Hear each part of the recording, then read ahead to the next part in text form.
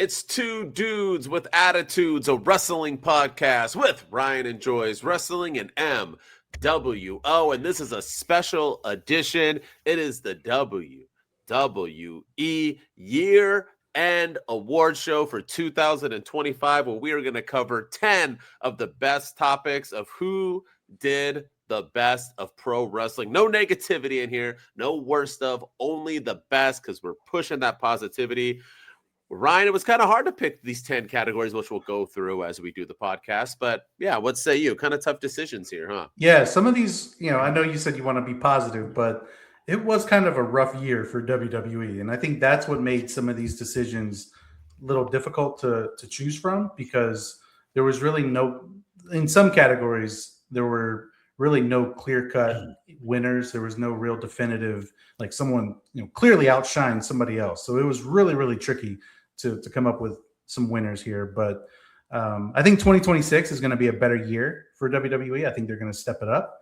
And I'm excited to see what they have in store for us starting next week. And also, Happy New Year, everyone. By the time you see this, it will be officially 2026. Happy New Year. Make those lists and actually stick with them, at least till summer, y'all. Do your best. That's right. No, but you're right, because male, female, tag team, I think we could have all three different people if we really, really wanted. There was no one like AEW. I feel like we have standout people, and even NXT. But WWE, not so much. It was kind of up in the air with a lot of these. But it's wild that you say it's like a down year, right? When this was like the resurgent of CM Punk, John Cena's last run ever. You would think this would be the best year of WWE ever, but it really wasn't. A lot of that was injuries too. We had the Naomis who were getting hot, got injured. Seth makes the comeback of the year, gets injured. I mean, injuries also played a part. Drew McIntyre just not getting title matches, which maybe he's finally going to win a title. You think? Is he going to win? Maybe. Is he going to beat Cody? He's got to, right? Once again, he got to, right? If he doesn't win 3 stages of hell, then he just needs to. No point. He's done. He needs to just resign from WWE, tell him he's not coming back, and go sign with AEW and I agree. Because that's sign me up for that. I would take that in a heartbeat. I see. I dig that. Well, with that said, let's get this party started. You ready? Yeah, music time. You ready? Get it. Two dudes with attitudes, let's go. It's the two dudes and the attitudes, ruthless, aggressively speaking, so let's do this. We're Ryan and Denton, they here to get your attention. The 5-star broadcast shit, start to the ending. Whether it's the E or it's all E. The two dudes with the attitudes that bring the heat. Get the point, yeah, it's on, time to lock in. Listen to the podcast where they get it poppin'.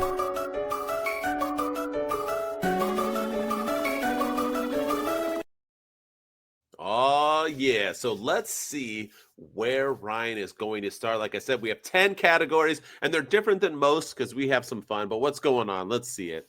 Let's start with Male of the Year. Ooh, this is big. So the Male of the Year is the person that we think had the best year as a men's wrestler. They don't have to always be the champion. They don't always have to be. And this is different than MVP because we do an MVP. And that's the best men's female person, the person who carried the company more. Not just the person who had the best year, the person who carried. Those are two different things. People, it's like the MVP and the Offensive Player of the Year. People are like, well, this guy needs to be the Offensive Player of the Year. Yeah, well, or he won't be the MVP because the MVP is the leader, the person who was the most valuable to the team. Yeah. Best Offensive Player of the Year, the best season. So that's what we're doing. This is our Offensive Player of the Year in a sense.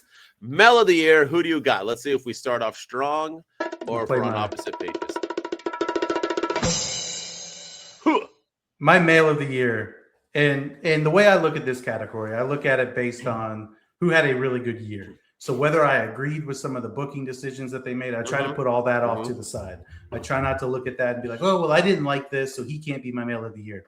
But I feel like there's only one person that really stood out above everybody else, and that is 4 letters, 1 word, Yeet, Mr. Jey Uso himself. He started it off, turning people on the podcast off. I know. Leaving. They're like, I'm out. But honestly, the man won the 2025 Royal Rumble. And again, whether we like that decision or not, you can't take that away from him. He's the first person not named Cody Rhodes that has won the Royal Rumble under the Triple H umbrella. So you can't take that away from him. He won the World Heavyweight Championship at WrestleMania 41, making Gunther tap out of all people.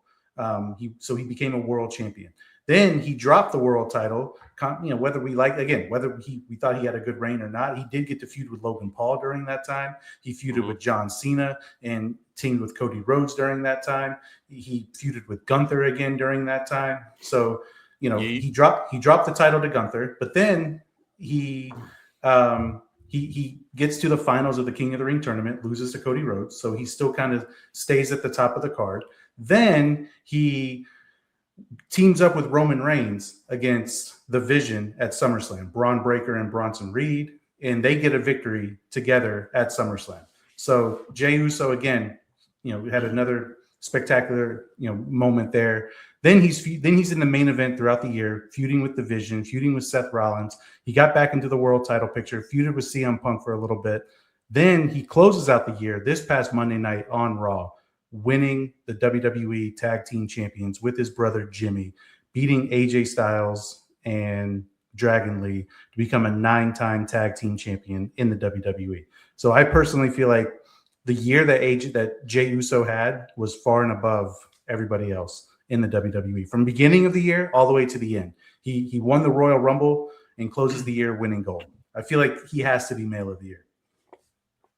Where's your Yeet shirt? I'm surprised you're not. Where's your Yeet tattoo? Actually, holy walk! I know. Holy people. I know. This guy is. Yeah, he's got the Yeet all over your face. All right. In all fairness, though, no jokes aside. Yes, I didn't have him in one of my picks, but now with you saying it makes sense. He also has the entrance and the best. The fans love him. And yada yada yada. Yeah. I had a few to pick from, and two people I didn't even have in consideration was Jay and Cody Rhodes, which is funny. I had people that I passed up that I was debating on with Seth, Gunther, and John Cena. Mm-hmm. And I decided I didn't want to go with any of them. And I think I have to pick somebody. It's the year of this man. And I think this is the real year of this man. And that's one CM Punk.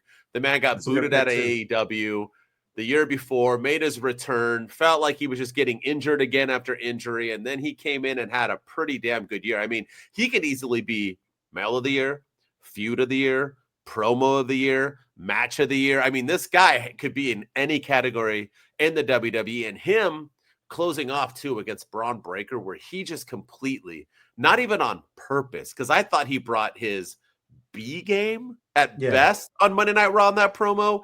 And there's levels to this game. And I think you just get excited. You're like, Braun's talking. Yay. He's doing so good. And then CM Punk talks for 1.5 minutes. And you're like, okay, well, that's how you do a promo. It's the same thing with MJF. MJF showed back up. Hangman, good promo. Joe, good promo. Swerve, good promo. MJF talks and you're like, this is how you talk on a mic. Yeah. There's levels to it. Punk is that dude. He's done it the whole way. Like I said, his matches. And then the fact that he's a 2-time world champion. Yes, he did get cashed in, but he did win it at SummerSlam. I got to say this man, for everything he's done and all the hate he got, what he's brought in for WWE and what he will bring eyeballs and ratings on in 2026 until Mania when he probably loses it. CM Punk is my male superstar of the year. Yeah, I think that's a fair pick. He was my runner-up. I mean, the man did bring it from week in and week out.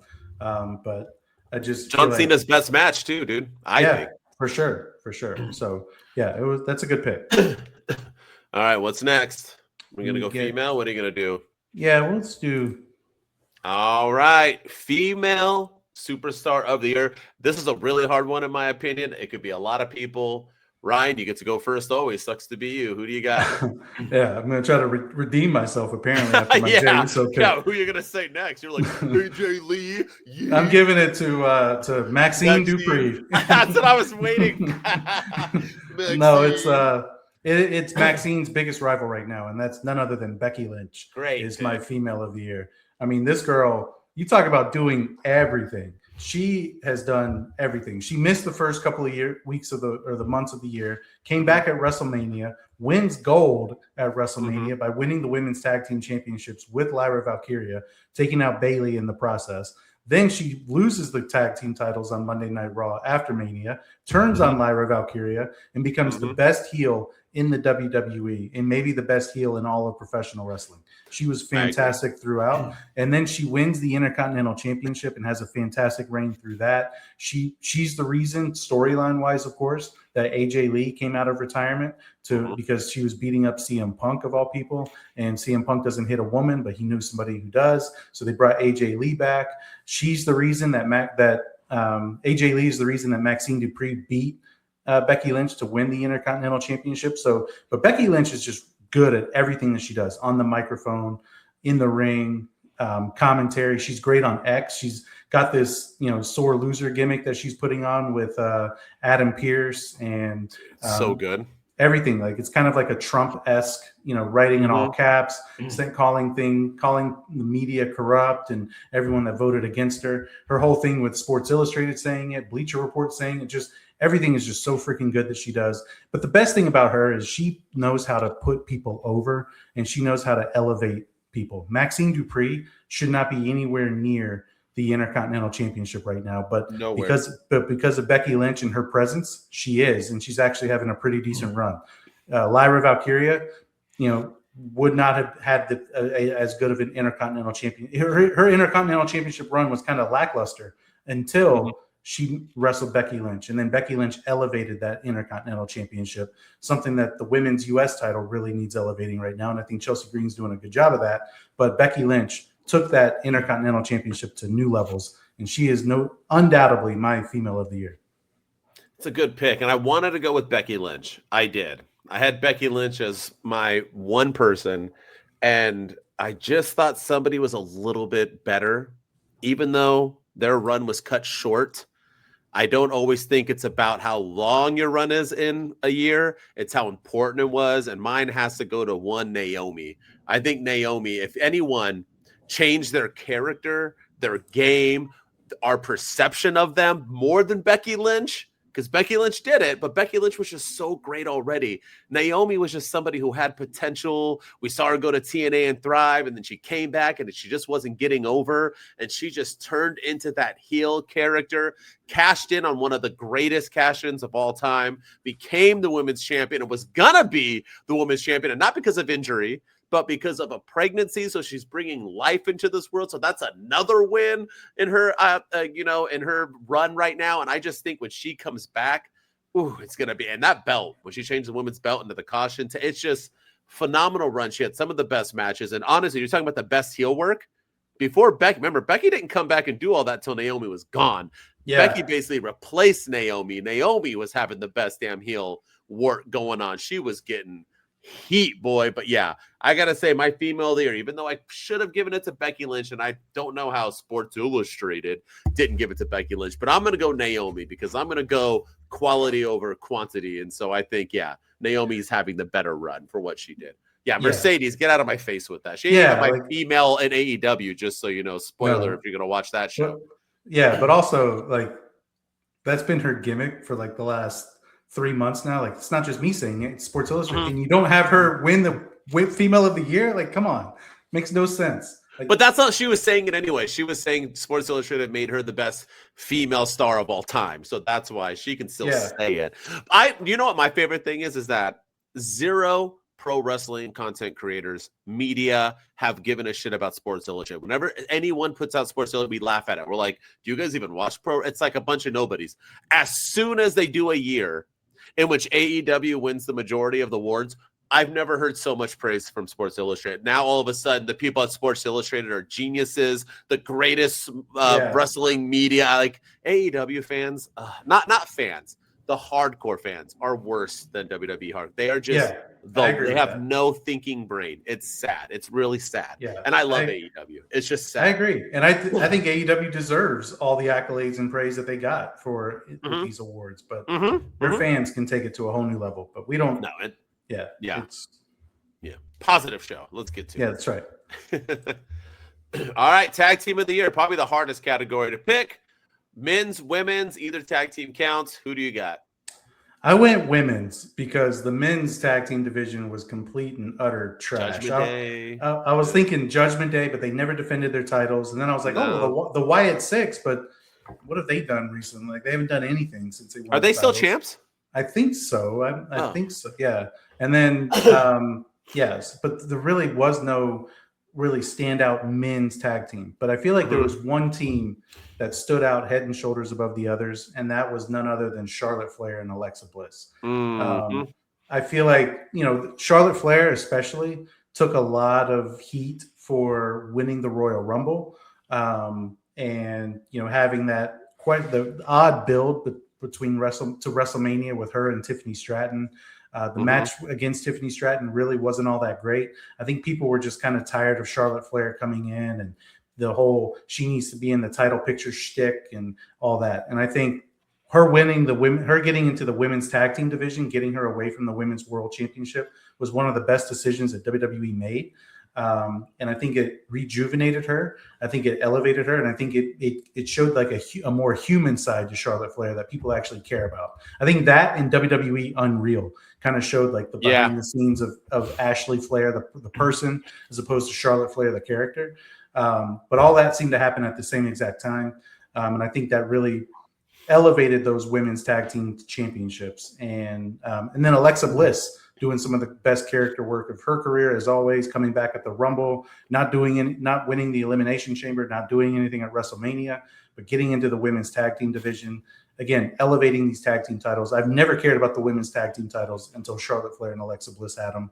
And now you have, Rhea Ripley and Io Sky competing for them. You have Bayley and Lyra Valkyria competing for them.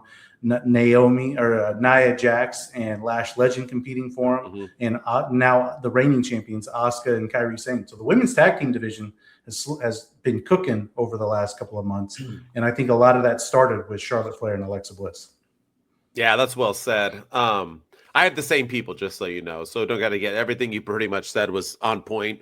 Key things too is that none of us wanted Alexa Bliss in the Wyatt Six. None of us wanted Charlotte Flair back in the world title hunt. This was perfect for both of them to stay away from those things, and they did it and did it well. I almost didn't pick them only for the fact that their title reign kind of was like a womp because Charlotte kind of got injured, right? And they didn't really defend. Then they kind of came back and then just lost it to the Kabuki Warriors out of nowhere when they were kind of vibing for a second, but I still think they were the best team, and they kind of re-sparked the women's division and the tag team, which they've never had. It could have been the Kabuki Warriors, could have been Judgment Day, I guess. Maybe, but no. But I still think Flair and Bliss were the winners. So yeah, good pick in a very weak year. Year for the tag team division. Absolutely. No standouts. No, none at all. Let's go. Most improved. All right. So this is a tough one. I think a lot of people are going with a certain somebody. I'm going to not go that route, but most improved wrestler, boy or girl, who do you got? I am actually going male, and I'm going. Oh.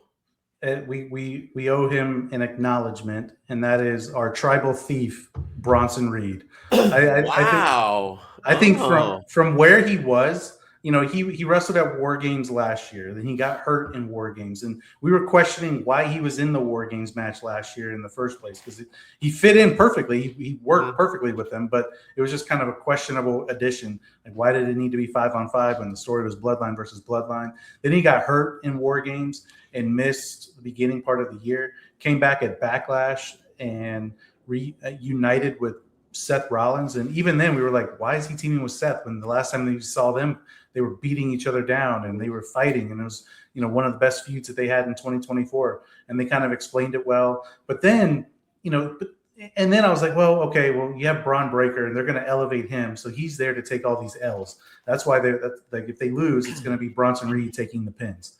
And that has not been the case. Bronson Reed has, really elevated his game. He stepped up. He got a pinfall victory over Roman freaking Reigns at Clash in Paris. He stood out significantly in War Games.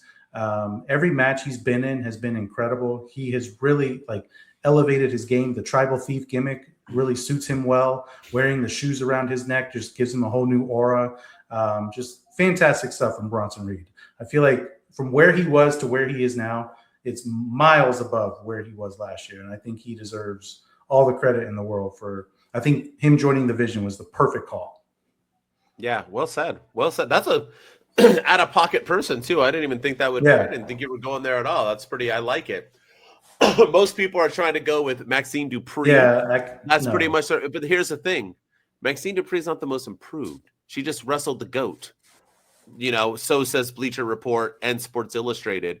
Becky Lynch. And with that said, my pick is going to blow your mind. My most improved wrestler is one, Becky Lynch. And yes, you're going to say, how can the greatest female wrestler of all time, even though that's Trish Stratus, how can the greatest female wrestler of all time be the most improved? This is how. She got stale.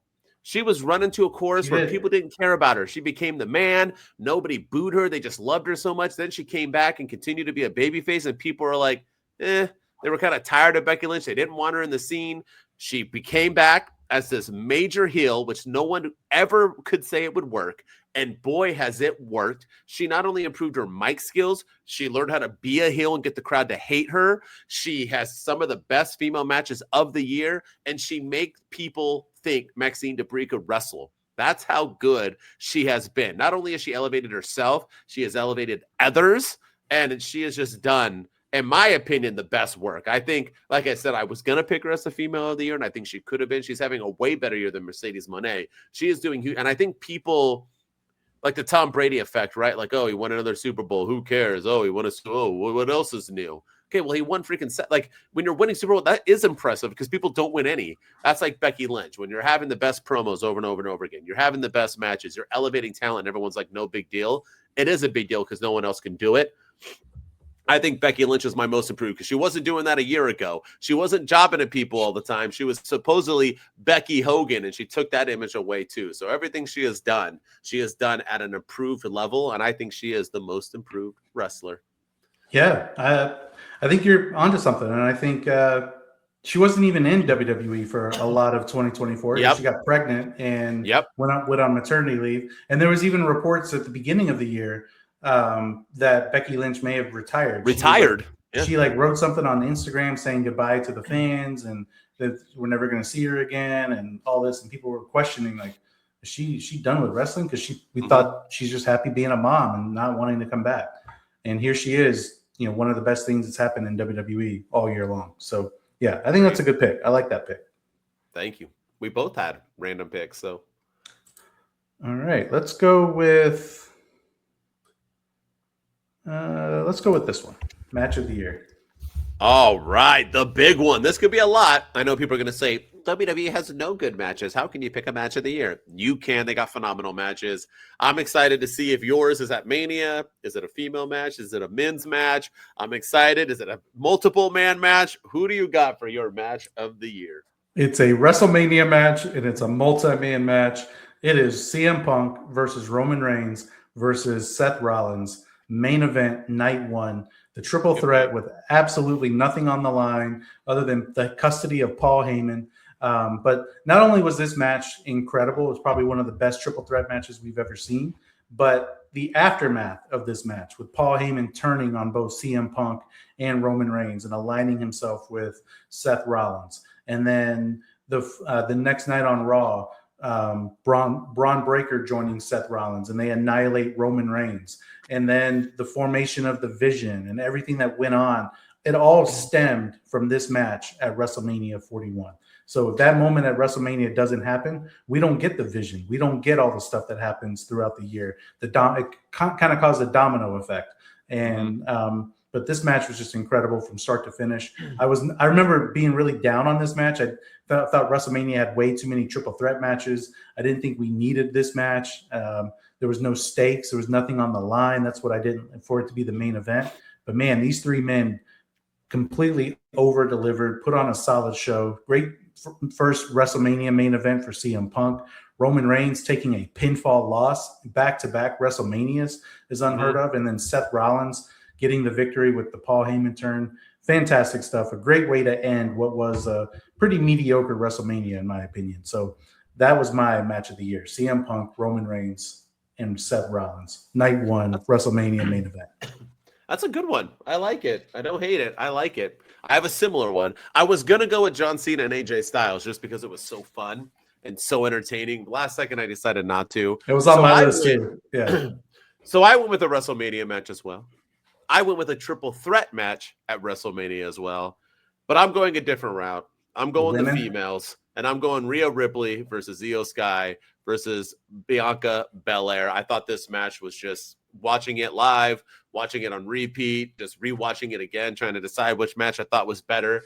This match was out freaking standing. And I think the best part about it was the winner. The fact that Io Sky was triumphant over Ripley and Bianca, who are probably, Rhea and Bianca are probably the two biggest stars of our modern time generation of female wrestling. And they had Io Sky win. It was just really, really, really great stuff. And this was right before Naomi came in, swooped up and did her thing. I loved it. I'm all for it. I always think the women bring it. And it's funny because I have a women's match winning almost all my match of the years for all our predictions for all our different shows. So, but this was the first one, and yeah, I got to give props to this. I like yours, but this was my favorite. Maybe I just like girls. I don't know. Yeah, I mean, nothing wrong with that. And I do think that match was great, and those were two of the best triple threat matches I've ever seen. I agree. And they occurred on back-to-back nights, so it was the women went out there and said, "Hold my beer," and did their thing. It was fantastic. It's wild because that WrestleMania is considered not that great, all because, we had the worst main event almost in WrestleMania history between Cena and Cody Rhodes, but they had some bangers of matches. I think people sleep on it because of that reason. It's sad. And the male of the year made Gunther tap out too, so it's not hell yeah. What's next? Let's go with shocking moment. Could be a lot of things. So who do you got? What's your most shocking moment? This could be in the match, entertainment wise. It could be anything. I think there's one clear-cut answer, and it just happened a couple of weeks ago, but it's Gunther making John Cena tap out at Saturday night's main event.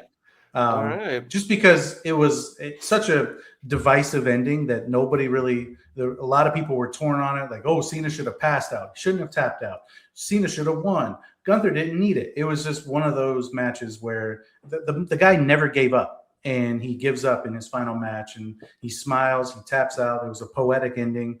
It was a shocking ending. And then, just the fact that we saw John Cena tap out in his final match in WWE, and that's the end of John Cena that we'll ever see. He'll never wrestle again in WWE. And I believe him when he says he's never wrestling again. For sure. And yeah, to me, has to be the most shocking moment of the year. That's pretty good. All right. I got something different. It's John Cena. I'm going John Cena's heel turn.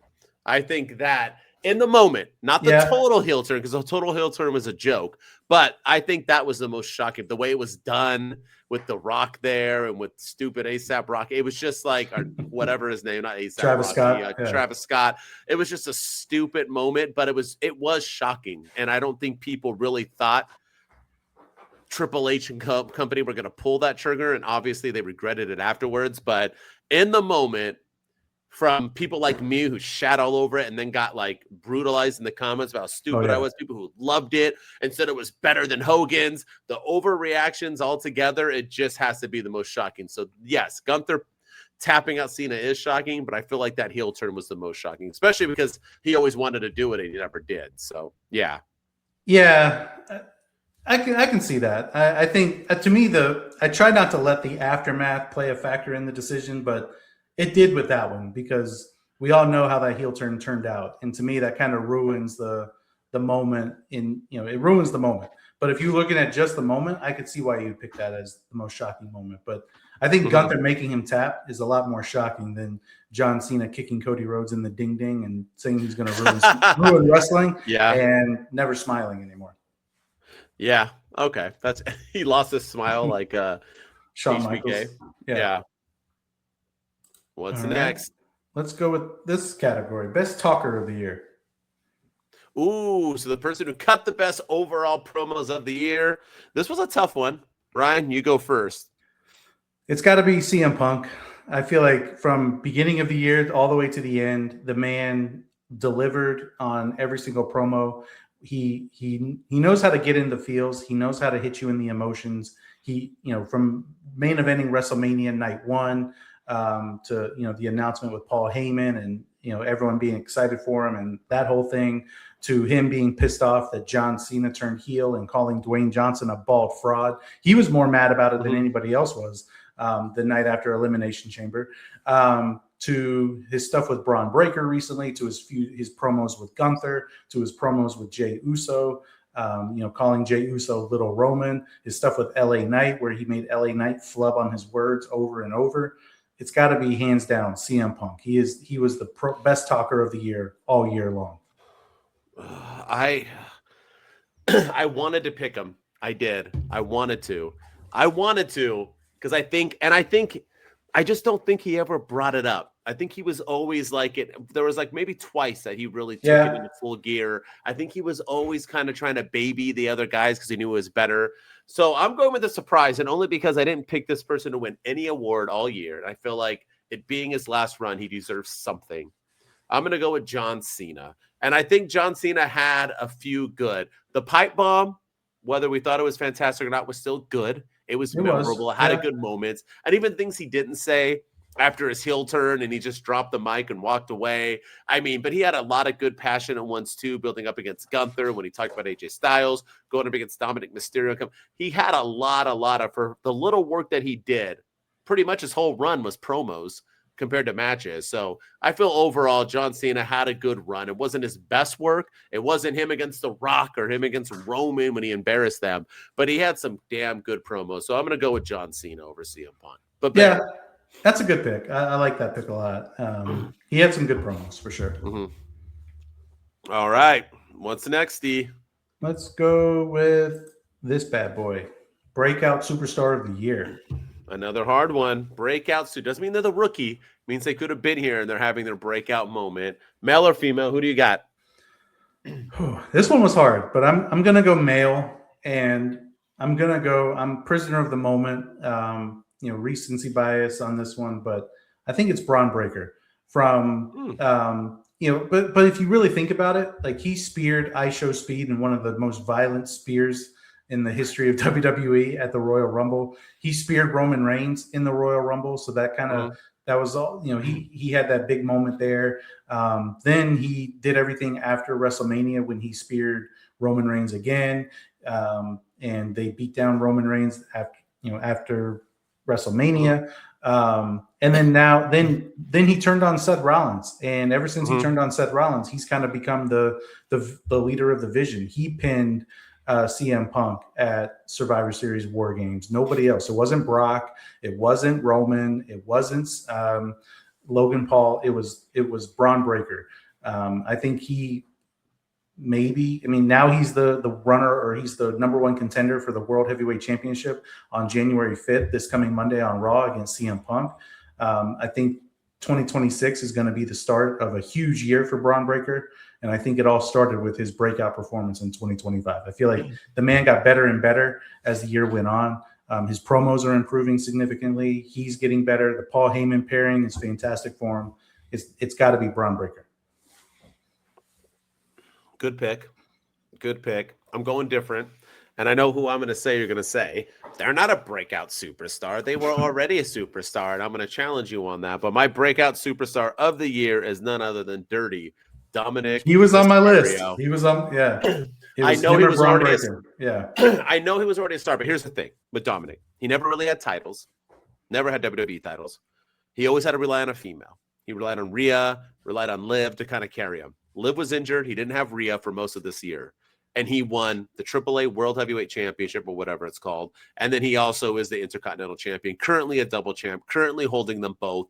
His promos have gotten better. He wrestled John Cena 3 out of his last 4 matches. He beat John Cena in John Cena's last ever PLE match to regain his IC championship. I mean, I think the guy was just unstoppable. And from what he did last year to becoming the man he is this year, and now people have been thinking he's going to be better without the Judgment Day and winning a World Heavyweight Championship probably in 2026. Yeah, this will be the year we go back. I think next year Braun Breaker will have his breakout year, 2026.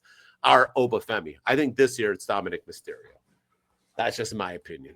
Yeah, no, I like that. I like that pick. And he, like I said, he was on my list, and he also had a fantastic moment at WrestleMania where he basically turned babyface right before our eyes, where he won the IC title. The fans were chanting for him, and he ran back into the ring and was excited with the crowd and posing. He and started everything. getting cheered this year. Yeah, and then he had that moment with his father later on in the year and everything. So yeah, he definitely.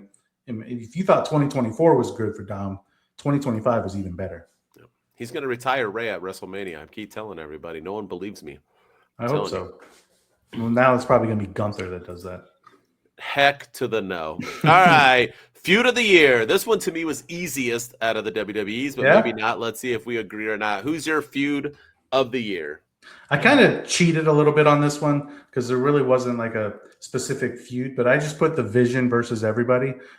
Seth Rollins versus CM Punk, Seth Rollins versus Roman Reigns, Bronson Reed and Braun Breaker versus Roman Reigns and Jey Uso, Jey Uso versus Braun Breaker, Jey Uso versus Bronson Reed, everybody in the Vision. LA Knight against Seth Rollins. So kind of the Vision versus everyone, because I feel like that was the focal point of Monday Night Raw for the last couple. And then, then they turned on Seth Rollins. So he's going to come back and want his revenge. You got this whole thing with Austin Theory. Is he working with Seth Rollins? Is he really in the Vision? You got Logan Paul doing his thing. So, I feel like the Vision versus everyone kind of carried Monday Night Raw and a lot of the PLEs as well. All right, I'm not going to take a cheap way out. I'm going to pick an actual feud, and I'm going with one CM Punk versus Seth freaking Rollins. They started off the year together in their Raw Netflix match in which CM Punk won.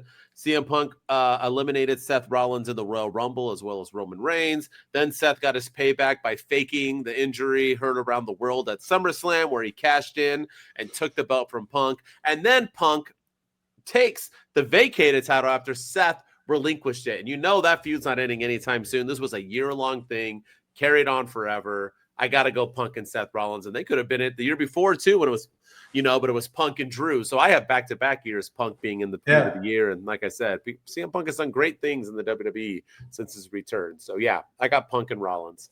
Yeah, I think that's a good pick. And Seth is still chirping on interviews and stuff. He said that he would rather